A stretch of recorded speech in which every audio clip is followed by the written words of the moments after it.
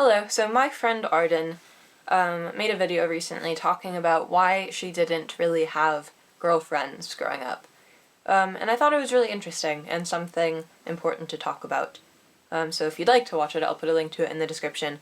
But it got me thinking about girls. Now, if you've ever read a young adult novel or seen a quirky movie, you may have come across the "I'm not like other girls" line, likely said by a girl who hates makeup or drama, or dressing up, and likes sports, and doesn't have one-night stands like other girls, and only hangs with the guys, and doesn't do their hair, and is nerdy, and hates pop music, and only listens to the Beatles or something. There are many things wrong with this whole statement, but the first glaring problem is that there are no other girls, or most girls. Like, girls and women are complex beings with their own interests and hobbies and goals and likes and dislikes and ways of expressing themselves. It is impossible to fit most women into one stereotype. But I think the real interesting question is, why is it that girls don't want to be like other girls? What is so unappealing about being seen as your average girl that they go out of their way to reject it entirely? Well, a good explanation is the fact that we've been developing and internalizing hatred of our own gender from a very young age. The common trope of the hyper-feminine, nasty, popular girl means that femininity is so often synonymous with bad, or shallow, or superficial, or vain. Not only that, but femininity is historically associated with being weak or incapable or stupid. All of these negative traits are associated with being feminine, with being a girl, but they're just not what femininity is or what it should be viewed as. "I'm not like other girls" often appears alongside or is used as justification as to why somebody just can't be friends with girls. They just don't get along with them or whatever. And it seems the reason for this is because they're refusing to even give other women the time of day, because they've convinced themselves they're inevitably going to fit this archetype of the ditzy, catty, boy-crazy, mean girl, when that's just not the case. Saying you just don't get along with girls is like saying you just don't get along with people with brown hair.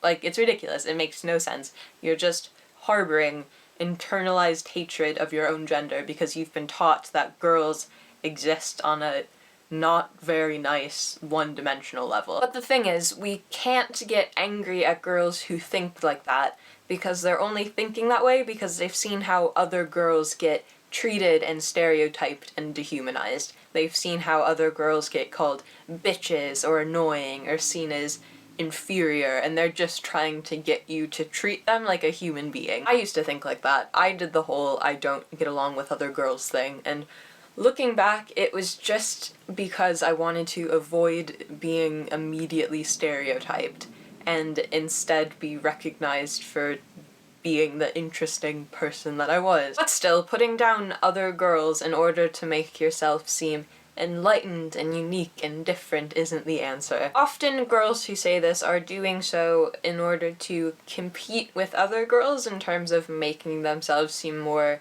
attractive to a guy. But by saying, "Yes, hello, boy, I'm not like all those other girls," you've literally, in one sentence, devalued an entire gender of intelligent and powerful and creative people. By saying that, all you're doing is continuing to perpetuate the idea that femininity and women are worthless. Now, I'm a feminist. I'm someone who believes that gender-based inequalities exist. I believe that the glorification of the masculine and the demonization of the feminine has had really negative ramifications for society. I believe that no one should be seen as inferior or be given less rights because of their gender. Being a feminist, I believe that girls have a right to be a girly girl, or like pop music or whatever, like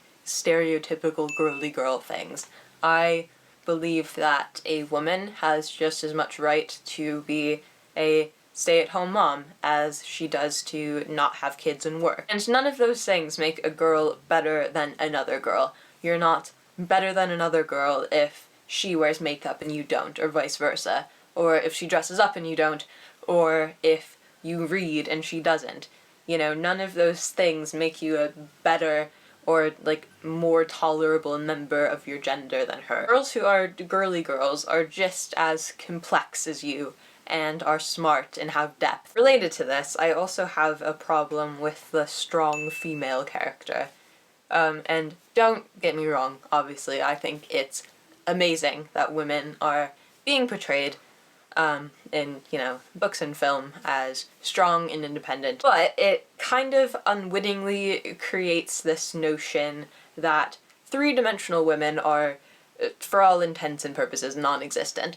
But you can say, here, look at this one. She's strong and feisty and isn't your typical damsel in distress, which is ridiculous. Are most women your typical damsel in distress? I certainly don't think so. Also, it seems that when female characters are strong, they're not much else. It is like so much effort went towards making her sassy that she has no other facets to her personality. While male characters are brooding, or haughty, or curious, or effervescent, or solitary, or clumsy, or shy, female characters are strong.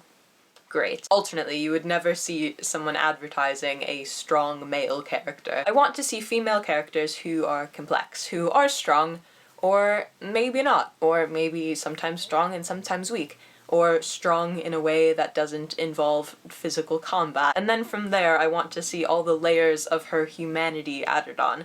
I want her to be complicated and intricate, because women are, and I want her to have meaningful and worthwhile relationships with other women, because women do. Basically what I'm saying is girls are awesome, right? Girls are so cool. You should be so proud to be a girl or a woman, and you should never feel the need to have to explain that to anybody. If you have any thoughts on this topic, feel free to leave them in the comments.